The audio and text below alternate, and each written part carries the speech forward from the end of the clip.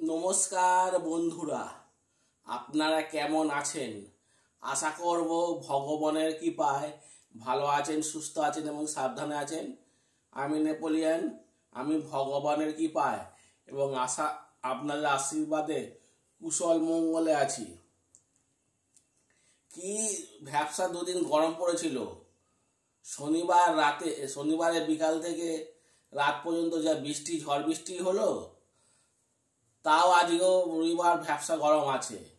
আজকেও আবহাওয়াটা খারাপ ছিল, বৃষ্টি হওয়ার কথা ছিল, খবরের কাগজে লিখেছে, কিন্তু কিছুতেই বৃষ্টি আর হলো না।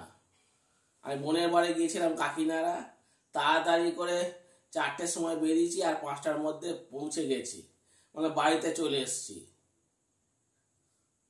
আর আমি আমার চ্যানেল নেপোলিয়ান বেঙ্গলি ব্লগে আপনাদের সুস্বাগতম। সম্পত্তি থাকা ভালো, আবার না থাকা আরও ভালো। এই সম্পত্তি নিয়ে বিবাদ সবসময় লেগে আছে, লেগেই থাকবে। এই সম্পত্তির জন্য কি না হচ্ছে, ভাই ভাই খুন পর্যন্ত হয়ে যাচ্ছে। এই সম্পত্তির জন্য কুলাঙ্গার ছেলে মায়ের কাছ থেকে সবকিছু, বাড়ি ঘর দর জায়গা জমি লিখিয়ে নিয়ে রাস্তার বসে দিয়ে চলে আসছে। এরকম ঘটনা আপনারা প্রায় শুনতে পাবেন খবরের কাগজে, টিভির মাধ্যমে এবং বিভিন্ন সোশ্যাল মিডিয়ার মাধ্যমে। আর সম্পত্তি নিয়ে এত বিবাদ কেন? মানুষের এত লোভ কেন সম্পত্তি নিয়ে? আর সম্পত্তি নিয়ে করবে কি? যতক্ষণ আমরা পৃথিবীতে আছি, সম্পত্তি নিয়ে আমাদের বিবাদ চলতেই থাকবে। আমরা কি কোনো কিছু নিয়ে যেতে পারবো? কোনো কিছুই নিয়ে যেতে পারবো না। একটা মানে পোশাকও নিয়ে যেতে পারবো না। যেমন উলঙ্গ এসেছি, উলঙ্গ চলে যেতে হবে পৃথিবীকে ছেড়ে। আমরা সম্পত্তি বলো, টাকা পয়সা বলো, কোনো কিছু নিয়ে যেতে পারবো না। এইগুলো মানুষ বুঝেও না বুঝ। ধরুন আমাদের কথা, আমরা আছি উত্তর 24 পরগনায়। আমাদের দেশের বাড়ি হলো তারকেশ্বর, হুগলি জেলায়। সেখানে সম্পত্তি নিয়ে সবসময় বিবাদ লেগেই আছে।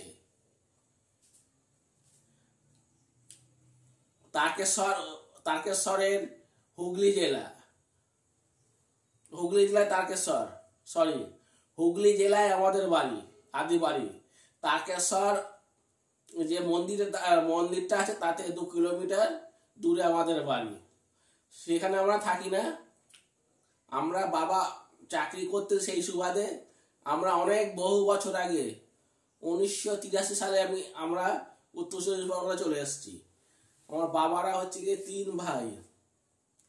3 ভাইয়ের মধ্যে আমার মেজো কাকা মারা গেছে, আর 2 ভাই আছে, আমার বাবা আর ছোট কাকা। আর মেজো কাকি রয়েছে। মেজো কাকি সম্পত্তি নিয়ে সব সময় ঝগড়া করছে। আর মেজো কাকি হচ্ছে কি আমাদের ক্ষতি চায়। ও বুঝতে পারছে না যে আমি এটা করবো কি। আমি কি বাড়ি ঘর দর টাকা পয়সা কি সঙ্গে নিয়ে যাবো? কোনোদিনই নিয়ে যেতে পারবো না। করেছে কি জানেন? কালা জাদু করে রেখেছে। আমাদের ওখানে একটা মোটামুটি 1 কামরার পাকা ঘর হয়েছে, আমার কাকাদেরও হয়েছে। আর মেজো কাকি করেছে কি, কালা জাদু করেছে। যখন ভিত খোলা হয়, আমরা কেউ জানি না, ভিতের তলায় আপনার খুলি, বাচ্চাদের মাথার খুলি, হাত পা সব একটা লাল কাপড়ে করে জড়িয়ে পুটুলি করে ভিতের তলায় রেখে দিয়েছে, যাতে আমরা কোনোদিনই উন্নতি না করতে পারি। কাকিমার এটা প্রচুর হিংসা, তাই তো আমাদের কোনো উন্নতি হচ্ছে না। আমার কোনো জায়গায় কাজ হোক, আটকে যাচ্ছে। আমার কাকার ছেলেরও তাই। ও সোনার ডিজাইনের কাজ করে, কাজ এসেও আটকে যাচ্ছে। বাইরে যাওয়ার কথা ছিল, বাইরে যেতে পারছে না। আর আমার কাকার বেশ সুরভি, ওরও বিয়ে ঠা হচ্ছে না, সবকিছু আটকে দিচ্ছে এই কাকিমা। এটা কি করা ঠিক হচ্ছে? আপনারা বলুন। কালা জাদু করে রেখে দিয়েছে। আমি বলছি আমার মেজ কাকিমা যদি আমাদের ক্ষতি করে থাকে, ওরও একদিন একটা বিশাল ক্ষতি হয়ে যাবে কিন্তু, আমি বলে দিচ্ছি। এই মেজ কাকিমা, আমার যদি ভিডিওটা দেখে থাকো, তোমার একদম ক্ষতি হবে হবে হবে হবে হবেই। এইরকম আমার তো এরকম এই ঘটনাটা বললাম, এরকম ঘটনা আরো আরো আছে। আগেই বলেছি খবরের কাগজে দেখা যাচ্ছে সম্পত্তি নিয়ে মার কাট হচ্ছে, রক্তাক্ত করে দিচ্ছে, দাদা ভাইকে করছে, ভাই দাদাকে করছে। এরকম মাঝে মাঝে আমার খবরের কাগজে, টিভিতে, আগেই বলেছি সবকিছু আমরা শুনতে পাই। আমি তো প্রায় পেপার পড়ে পেপারের মধ্যে সব দেখতে পাই। ওই জন্য বলছি সম্পত্তি না থাকা আরো ভালো। নিজে খেটে খাও, যেটুকু ইনকাম করো সেইটুকু খাওয়া দাওয়া করো, আবার ভবিষ্যতের জন্য অল্প অল্প সেই টাকা সেখান থেকে রেখে দাও, এটাই ভালো। আর আমারও মানুষরা সবকিছু বুঝেও অবুঝ হয়ে যাচ্ছি। আর এইরকম সম্পত্তি নিয়ে বিবাদ সারা জীবন থেকে যাবে, লেগে থাকবে বিবাদ। এই বিবাদ কেউ মেটাতে পারবে না, থামাতে পারবে না। এক জায়গায় মিটবে তো আর এক জায়গায় হবে। এরকম মানে ঝগড়া, সম্পত্তি নিয়ে, জায়গা জমি নিয়ে, টাকা পয়সা নিয়ে ঝগড়া সব সময় লেগেই থাকবে। সত্যি কথা বলতে কি বন্ধুরা, আমার কিন্তু কোনো সম্পত্তির দিকে লোভ নেই। আমার যেইটুকুনি পাওয়ার আমি সেইটুকুনি পাবো, তার থেকে বেশি পাবো না। ভগবান যেটা আমার নামে লিখে দিয়ে রেখেছে যে সম্পত্তি, সেটাই পাবো, তার থেকে বেশি একদমই পাবো না। আর যেরকম টাকা পয়সা ভগবান আমার হাতে রেখার মধ্যে যেটুকুনি পাওয়ার সেইটুকুনি পাবো, তার থেকে বেশি দেবেই না। আর বেশি দিলে তো আমি টাকা খরচা করতে পারবো না, টাকা তো আমি রেখে দেবো। এমনিতে আমি টাকা রেখে দিই বিভিন্ন জায়গায়, বই খাতার মধ্যে। আর এরকম একটা ভাঁড় আছে, ভাঁড়ের মধ্যে আমি রেখে দিই। টাকা নিয়ে আমি খরচা আমি একদমই করতে পারবো না। সেই দিন ভগবান আমাকে বুঝে শুনে টাকা পয়সা দিয়েছে। আর আমার মতে যারা এইসব সম্পত্তি নিয়ে ঝগড়াঝাটি করছেন, একদম করবেন না। ঠাকুরের নাম নিয়ে থাকুন, দেখবেন অনেক ভালো থাকবেন। আর আমরা সম্পত্তি কোনো দিনে নিয়ে যেতে পারবো না। এই ভবে এসছি, আমাদের ভাবে কাজ করতে এসছি, আমাদের কাজ শেষ হয়ে যাবে, আমরা স্বর্গে চলে যাব। কথাতে আছে